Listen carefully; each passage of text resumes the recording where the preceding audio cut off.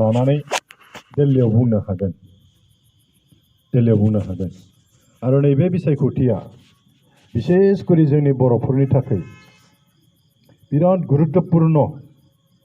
आरो फारसेथिं बुंनो थाङोब्ला मोनसे बिराद खाबु अपरचुनिटि जोंनि सिगाङाव दङ आरो माने दा बेखौ जोङो लानो रोंनांगोन बा लानो हानांगोन आं बेखायनो बुंदों नैबे बिसायख'थिया जोङो देरहानायनि सम्भावनाया एकदम बारा आरो माने 90% जों बुंनो हायो 100% आं बुंला 90% देरहानायनि चान्स दङ जुदिसो जोंनि बर'फ्रा जुदि खौसे जायोब्ला जाथारनांगोन जाथिखौ बासायनांगोन मानो बासायनांगौ उनाव बुंगोन आरो दा आं बेखायनो बुंदों देरहासार जागोन होननानै आङो उदालगुरि बे 4 नम्बर दरं उदालगुरि समस्तिनि इलेक्सन सामलायनो थाखाय कमिटि मोनसे दानाय बिनि आफादगिरि आरो आफादगिरि जानायलाय आङो प्राय गते 11टा समस्तिखौ गिदिंनो थाखाय खाबु मोनबाय 11टा एमएलए समस्ति दङ दै बिटिसिआव 6टा बिटिसिनि बाहेराव मोनबा गासैबो गिदिंजोब्बाय आं मथा-मथि गासै समस्तिनि रायजो राजाफोरजोंबो रायलायनो मोनबाय गुबुन गुबुन राजनिति हान्जानि दैदेनगिरिफोरजोंबो आं रायलायजोब्बाय आरो गासैबो आंनो रायलायजोबो केन्डिडेटआथ' सम गैया जोंहा चेयारमेन दङ बेजों रायलाय होननानै आं रायलायदों गासैजोंबो रायलायदों ओरैबायदि खस्थ' खालामदों ओरैबायदि सम होदों दा बेयाव जों मोनबाय बिजेपिनिफ्रायनो गोबां लिडारफ्रा दिलीप शइकियाखौ गाज्रि मोननानै जोंखौ समर्थन खालामगोन आरो माने आनखि मुख्यमन्त्रिनिबो एसे इंगित दङ होनना बुंदों आरो बिसोरो माब्रैहाय होनना बुङोब्ला दाखालि उदालगुरियाव जेब्ला दिलीप शइकिया नमिनेसन होदोंमोन সেইदिना मात्र 15 मिनिटल' खौरां बुंदों आरो हेमन्त बिश्व शर्माया आरो ओरैबायदि गुरै बुंदों बाध्य'आव फैदों आरो जेनेबा दा बिजेपिनि गासै मावथिग्रा बांसिनानो बिसोरनि बजरं दलानो होन आरएसएसआनो होन गासैबो जोंखौ समर्थन खालामदों आरो आंजों रायलायजोबदों बिसोरो डिस्ट्रिक्ट कमिटि हिसाबैनो आंखौ रायलायदों बिनिफ्राय एक्स एमएलएफोर बिजेपिनिनो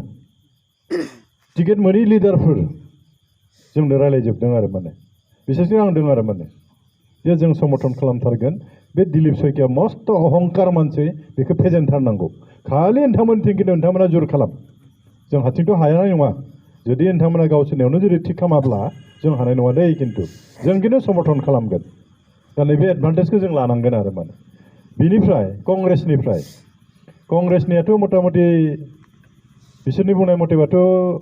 1 लाखबो भोट मोना होनना बुंदों आरो कंग्रेसनिया बिसेस करि बांगालफ्रा आरो माने बांगालाव बिराद कंग्रेसि दङ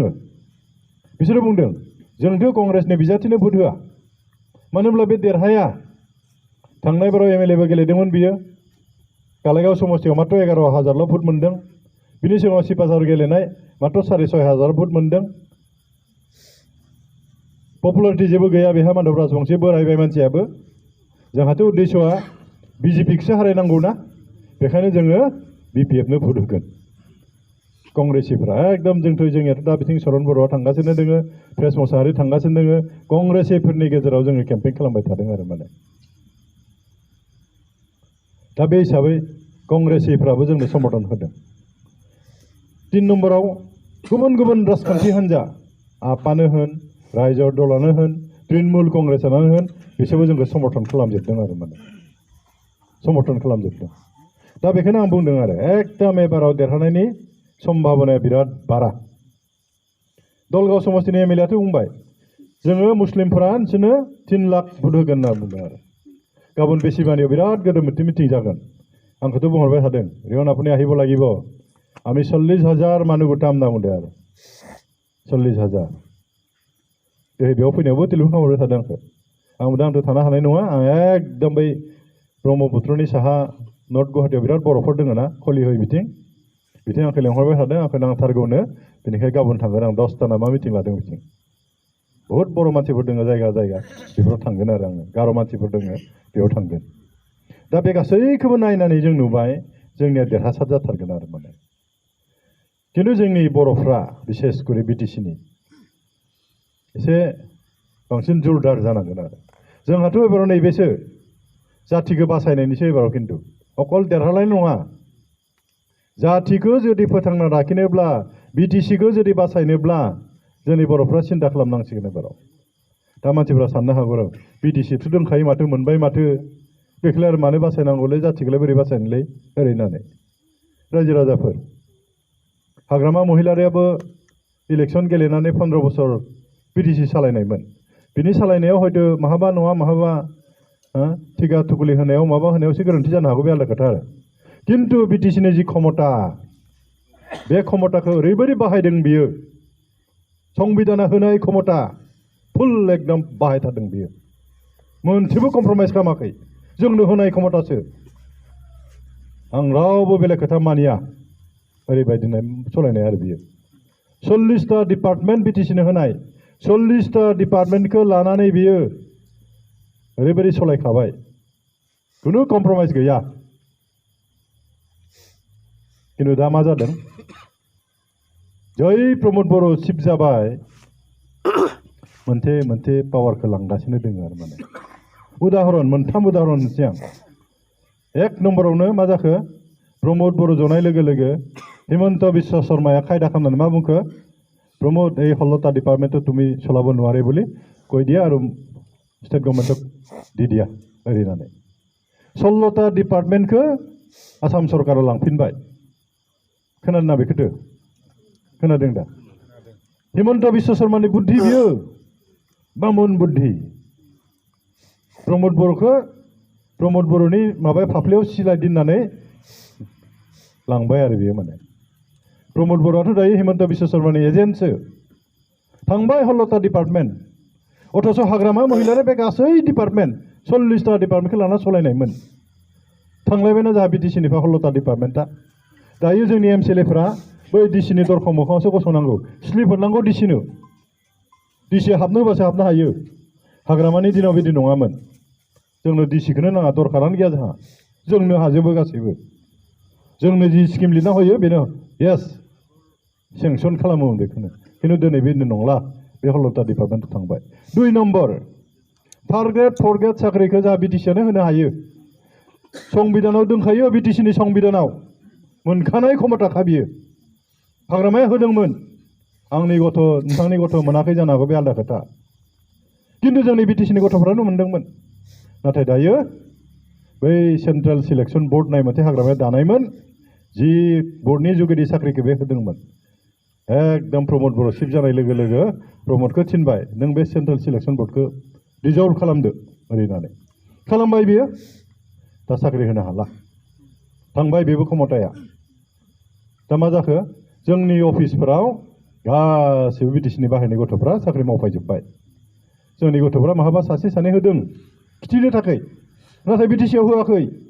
माहा थांदों जोंनि गथ'फ्रा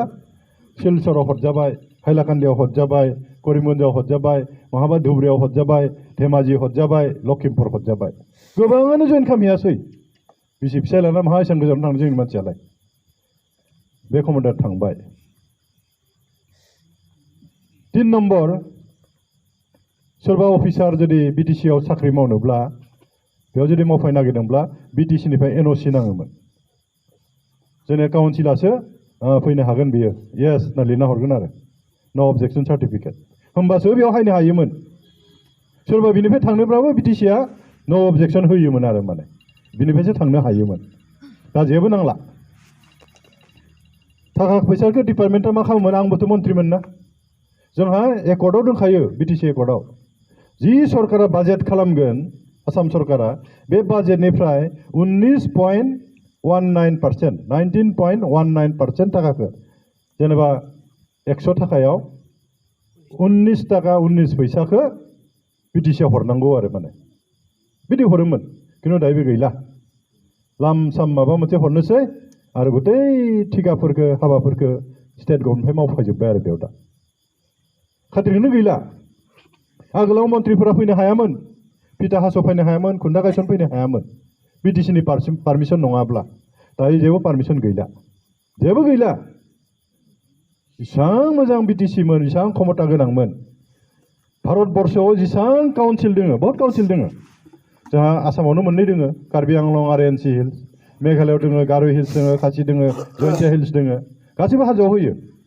बे ट्राइबेलफोरनि थाखाय ट्राइबेलफोरखौ फोथांना लाखिनो थाखाय बिसोरो सामाजिक भाबै इक'नमिक भाबै जौगानो थाखाय बिसोरनि फोथायनाय बिसोरनि कालचार बेखौ फोथांना लाखिनो थाखाय काउन्सिल खालामनानै बेखौ दोनोमोन आरो एसेबां पावारफुलमोन जेबो गैला दायो हाग्रामानि दिनाव एसेबां लामा बनायबाय दालां बनायबाय दानि सेंग्रा सिख्लाफ्रा बारा मिथियालै एसेबां लामा जाबाय दलं जाबाय एसेबां डेभेलप जाबाय ओरैनो जानाय बायदि मोनो आरो माने खिन्थु ओरैनो जायाखै दै बे बिटिसि जाखांनायनि उनावसो बेफोर जादों बिटिसि जाखांनायनि उनावसो जादों दा बेफोर जेबो गैलिया खिन्थु दा मा जाखो बिटिसिआव माबा अमा मिसननो बोरमा मिसननो बिटिसिआ बिनि थाखाय दाजायाखैमोन बिटिसिआ जोंनि जौगानायनि थाखाय गासै बिथिङावबो बे 40टा डिपार्टमेन्टखौ लानानै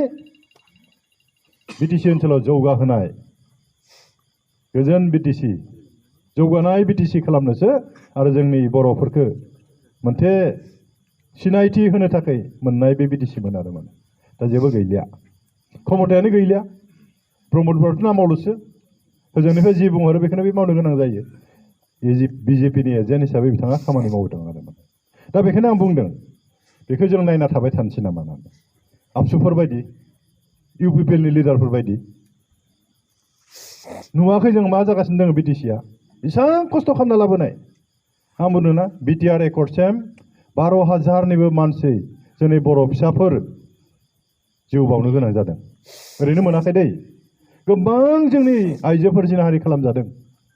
दोहै रबिचन्द्र कैसन बुंदोंमोनलाय 1988 ना मा बुंदों भुमकायाव 11 जन सानसेयावनो जोंनि आइजोफोर जिनाहारि खालामजादों बिराद गिदिर केस जादोंमोन बियो आंबो थांनायमोन बेयाव बिनय कुमार बसुमतारी होबानो एमएलए मोन बेयावल' नङा गोबां जायगायाव जिनाहारि खालामजादों बुख्रुबजादों जोंनि मानसिफ्रा जेल हाजोआव सोना दोनजादोंमोन बै समाव डिभाइड आसाम 50-50 होनानै बिनि जायगायाव जों काउन्सिल मोनबाय दा बे काउन्सिलखौ जोङो फोजोबना लानोसै नामा नुबाय थादों जों जोबलांगासिनो दं मोनसेनि उनाव मोनसे उनाव क्षमताफ्रा जोबलांबाय आबसुआ बेखौ नायबाय थादों आरो माने आरो बे आबसुआनो डिभाइड आसाम 50-50 होनना बुङो गावनि उदैनि थाखाय गावनि स्वार्थनि थाखाय बिथांमोना दाबो बेखौ समर्थन खालामगासिनो दङ माबोरै थांना थागोन जाथियालाय क्षमतायानो गैला दायो खिन्थु रायजो राजाफोर जों क्षमताखौ हगारनो हाया जों जिउ थै बोहैहोनानै मोननाय बे काउन्सिला बेखौ लाखिनाया साफ्रोमबो बर' फिसाफोरनि खिन्थु दायित्व दङ साफ्रोमबो बर' फिसाफोरा बेखौ दायित्व लानांगोन आरो माने जों खोमाना लानो हाया बिटिसिखौ दा बहुता सानगोन बे इलेक्सनजोंलाय मा सोमोन्दो दङ दाथ' जों आन्दलन खालामनो हालाना गणतान्त्रिक भाबै बे भट होनायनि जुगिदिसो जोङो बे क्षमताखौ लाफिननांगोन नङाबा जोंहा जेबो उपाय गैलिया आरो जों जुदि सानै जुदि एमपि दैथायहरनो हायोब्ला जोङो बे क्षमताखौ मोनफिनगोन हाग्रामाया सिफ जाफिनगोन प्रमद बर'आ आउट जागोन नैतिक दायित्वखौ बियो लानानै बे हगारनांगोन सियारखौ आरो होखारथारनांगोन बेखौ नङाबा बिटिसिआ जोबसिगोन बर' जाथिया जोबसिगोन दा बेखायनो जोंनि मानसिफ्रा एसे सांग्रां जादों आरो माने सांग्रां जादों दा जोंहाथ' ओरैबायदि जोंनि सिगाङाव ओरैबायदि संकट बिसेस करि जोंनि ख्रिस्टान मानसिफ्रा बांसिन साबधान जाबावखा मा खालामगासिनो दं बिजेपिआ जोंनि धोरोमनि सायाव सांग्रां जानांगोन जों बोरैहै जोंनियाव माबा मोनसे जाब्ला जोंनि थाखाय सोर बुंगोन बिनि थाखायबो जों सिन्था खालामनांगोन दिनै बहुता बुंदोंनो एबसुनि आरो इउपिपिएलनि मानसिफ्रा बिपिएफनि एमपि देरहाना थांबाबोथ' बिसोरो बिजेपिखौनो सापर्ट खालामहैगोन ना होननानै प्रयजन जाबा खालामनोबो गोनां जानो हागौ जोंनिया सानैल'सो जागोन ना जोंथ' सरकार दानो हाया जोंखौ रैखाथि होनायनि सार्थआव बिटिसि जौगानायनि सार्थआव समर्थन होनांगौआथ' जेबो गिदिर बाथ्रा नङा नाथाय जोंहा कन्डिसन थागोन दै जोंनि बिटिसिखौ बासायग्रोनांगोन सिगां जोंनि क्षमता होखानायखौ जोंनो हरफिननांगोन अब्लासो जों समर्थन खालामगोन नङाबाथ' जोंहा उपाय गैया जों होआ बेबायदि मोनसे सिद्धान्त लाना जों थांनांगोन दा आं बुंनोसै आरो जोंनि धोरोमनि संकट गोबां समाव जोंहा बिजेपिनि लिडारफ्रा फैनानै बिबिसि अफिसाव थांदों कोअर्डिनेशन कमिटिजों रायलायदों आरो दा बाहाय जोंनि मानसिनो दालाल ओंखारलायबाय दायो जोंनि गेजेराव बोरैहाय बेले बेजे लाबोनो हायो दा 1 नम्बराव नोंथांमोना सिनाय मोनगोन आरो बे चक्रनि बिनुद बिनुद थिखादारा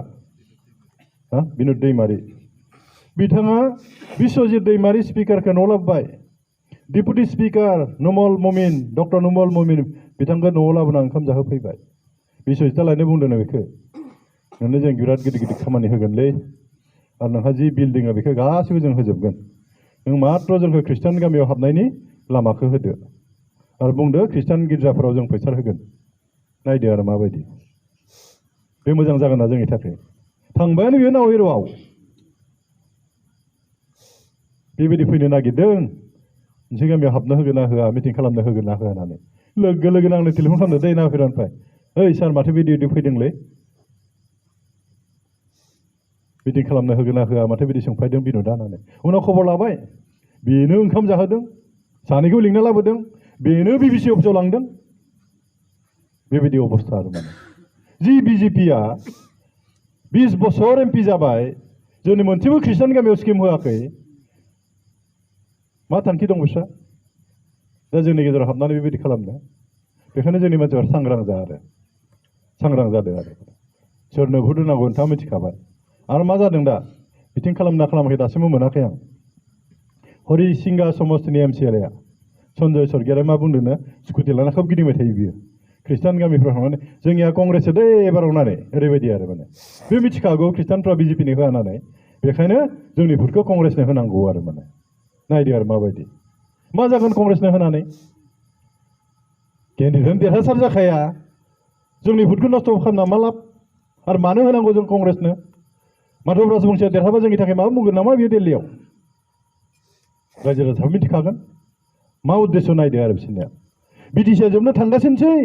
बेखौ रैखा होनायाव गैया अथ'स गावनि स्वार्थनि थाखाय बबेथिं मा बुंहैदों नायदो आरो बेखायनो सांग्रां जा खोथाफोरखौ बुजिनो सेस्था खालामदो आरो माने आरो गोदो दिनै फुङाव खोनाबावदों जोंनिनो इउपिपिनि सासे लिडार कोअर्डिनेशन कमिटिनो खृष्टान कोअर्डिनेशन कमिटिनो थाखा होगोन होननानै थाखा लाखिबावदोंनो मस्ट डेन्जारास जागोन बियो जोंनि गेजेराव बिभाजन जागोन दा बेखायनो जोंनि फोथायग्रा फिसाफोरा एसे साबधान जानांगौ आरो माने धोरोमखौ लानानै जाहाथे जोंनिया बेले बेजे जाहाथे जाया बे जाहाथे बेले बेजे जाया जाथिया बिटिसिआ थाबासो जाथिया थागोन नङाबाथ' सिगांनि बायदि जेराव बुजानाय जागोन जोंनिया दानि सेंग्राफ्राथ' मिथिया दै उदालगुरि टाउनाव बा जेरावबो आरो जेनेबा जोंथ' जेबोखौनो बुंनो हायामोन मोना माबा मोनसे जाबाथाय बुलायबाथाय जोंनि बर'फ्रा बुजाना थाङोमोन बुथार जादों टाउनाव होसोनानै बेबायदि जोंहा जारिमिन दङ बुजानाय बुथार जानाय खिन्थु बिटिसि मोनखांनायनि उनावसो जों गोरा जाबाय जोंनि सिङाव थाबाय आरो बिसोर दायो खिन्थु दा जि बिटिसि पावारानो गैला लासै लासै आरो जों बेबायदि पर्यायाव जों थांगासिनो दङ दा बेखायनो साफ्रोमबो बर' फिसाफोरा बे बिटिसि जोंनि बिथा मोनखानाय बेखौ लाखिनो थाखाय जों नाजानांगोन बिटिसिआ थाबासो जाथिया थागोन जाथिया थाबासो धोरोमफोराबो थांना थागोन आरो माने नङाबाथ' थानाय नङा नों होल्लां हाल्थां समाजा जानोसै जेबोआनो गैला मालायजों नाख्रेब जानोसै नों गिर्जा लुनो हानाय नंला गुबुनाव जेरैहाय जादों दायो जोंनियावबोथ' बिदि जागोन ना जों जुदि खौसे नङाब्ला जोंहा थांना थानायनि एकमात्र उपायानो जाबाय बे बिटिसि माबा मोनसे जाबा बिटिसिआनो जोंखौ बासायगोन बर' हिसाबै जों खौसे जुदि थायोब्ला रावबो जोंखौ आखाइ होनो हानाय नङा आरो माने दा बेखायनो बिराद गोलाव बुंफ्लांबाय दे एसे सांग्रां जादो सोरबा माबाफोर जुदि उल्था उल्थि सानफ्लांदोंब्ला एसे सानदो आरो माने आं बुंनाय खोथाया नंगौना नङा बेखौ बिसार खालामदो आरो बिबेसना खालामदो इउपिपिएलनि मोनसे लिडारफोर फैबाय दां बेयाव आबसुनि फैयाखै बिदि खालामफैयाखै हायबाला प्रश्न सों आरो बे बिटिसिआव जे 16टा डिपार्टमेन्टआव थांफिनबाय साख्रि होनो हानाय क्षमताया जे गैला अफिसारफ्रा जे थांलाय फैलाय खालामनो हायोसै दानिया मा जाखोलाय होनना सोंलाय मा जागोन बिदिबा बिटिसिआ थाबावगोन ना सोंलाय मात्र आरोथ' बहुद दङ बुंबाला बहुद गोलाव जागोन बिटिसिनि जिथु मर्यादा बे गैलिया हाग्रामाया मालाय सिगाङाव चिफ लिरोमोन बिटिसिनि अफिसारा प्रिन्सिपाल सेक्रेटारिमोन दा बेबो गैला CEMसो जाबाय बे फिसा काउन्सिलनि CEMसोनो प्रमद बर'आ हाग्रामाया खिन्थु चिफ लिरोमोन प्रिन्सिपाल सेक्रेटारि दानिया chief executive officer chief executive अफिसारा जाहा गोरों गोराफोर गथ'फोर दङ ना बेयाव नायबानो जाबाय दे गुगोलाव मा बुङो जोंनिया कम्पानि नङा कर्परेसन नङा बिटिसिआ इट्स ए गभर्नमेन्ट आइन बनायनो हानाय 40टा डिपार्टमेन्टखौ जों माबायदि मावगोन बे आइनखौ जों बिटिसिआव बनायना लानो हायो बेनिखाय principal secretary chief executive officer नङा बेबायदि अबस्थानिफ्राय माहा लांखो दुखुनांथाव आरो माने एसां आन्दलन खालामबाय एसां बुजाबाय बुथारजाबाय जों दाबो बर'फ्रा दाबो माने माबा खालामनो रोङाखै आरो जों माने दा बेखायनो जोंनि मानसिफोरा दाथ' गोरों गोरा जाजोब्बाय सांग्रां जादों एसे बे गोबाव बुंला अन्नानै बर' जातिनि बिटिसिखौ बासायनायनि सार्थआव खौसेथिनि सार्थआव नोंथांमोन बयखौबो आं खावलायदों आरो माने फैबाय थानाय जे बिसायख'थि बाहाय नांगोलनि सावगारियाव नोंथांमोना भोट होनानै जोंनि दुर्गा दासफोरखौ दैथायहरदो जोंनि ओनसोलाव जुदि माबा मोनसे जायोब्ला दिल्लीयाव बुंनांगौ जुदि जायोब्ला बे बिथाङा दिल्लीयाव बुंगोन आरो माबा मोनसे जायोब्लाथ' जोंबोथ' थाबायना जोंथ' प्रेसार होगोन दा बेखौनो खावलायनानै आंनि बुंनांगौ फोजोबनाय जाबाय गोजोनथोंसै बे समाव हायगोन दै साबधान एकदम नंखायथार बियो इलेक्सन समाव बिदि राननो हायो नामासो हाया हमना लाखिखा मानसिफोरखौ हायबाला फिसिना होजोब गासैबो जेबो खालामनो हाया नरेन्द्र मदिनि फट' थानाय माबा अरुणोदय होगोन आरो मोनगोन दहायो सासे भिडिअ हरदों आरो आंनो माने जोंनि मानसिया हमहैबाय थादों बे बुंबाय थादों आरो नोंहा सिगाङाव थालांनायखौसो फर्म फिलआप खालामबाय थादों आं होननानै नों मानो खालामदों दायोथ' इलेक्सन बोथोर ना बेबायदि बुंबाय थादों आरो माने एकदम मिसा जोंखौ थगायनानै भुट आदाय खालामनो नागिरदों आरो साबधान दै खिन्थु बिजेपिसो बियो थगायसुला पार्टि इउपिपिएलसो बियो थगायसुला पार्टि इउपिपिएलनि जोंनि दैदेनगिरिफ्रानो आरो जोंनि बर'सो बेफोरबो बेलेगा खालामाखै बिराद लासिंसिं आरो माने बिराद लासिंसिं दा बेखौनो खावलायबाय गामियाव जुदि बेफोरबायदि फैयोब्ला एसे साबधान जादो सांग्रां जादो जाहाथे जोंनि मानसिफोरखौ जाहाथे थगायनो हाया बेखौ खालामदो आरो रायजोफ्रा थेंक इउ सोरबाफोर माबाफोर बुंगोन नामा सोंगोन नामा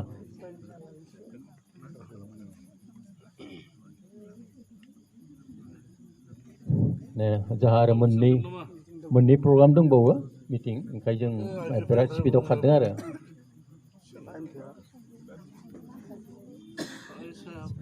जुदि गैलाब्ला दिनैनि नैबे मोनाबिलि समाव जितु जोंनि सनाय प्राइमारि बिपिएफनिफ्राय बिथोन हरनाय मथे नोंथांमोना सनाय आरो सनाय आलिसिङा ज' जानानै जितु नैबे केम्पिं मिटिङावहाय साननि मेंनाय देहाखौ लानाब्लाबो नैबे दसे समखौ जोंनो होबाय बिनि थाखाय सनाय प्राइमारि जानानै नोंथांमोनहा हाजासे हामबायदों आरो आसा खालामदों नोंथांमोनहा नैबे सारनि बिबुंथिनि जुगिदि एसे एनै भुल बुजा बुजि जानायफोरखौ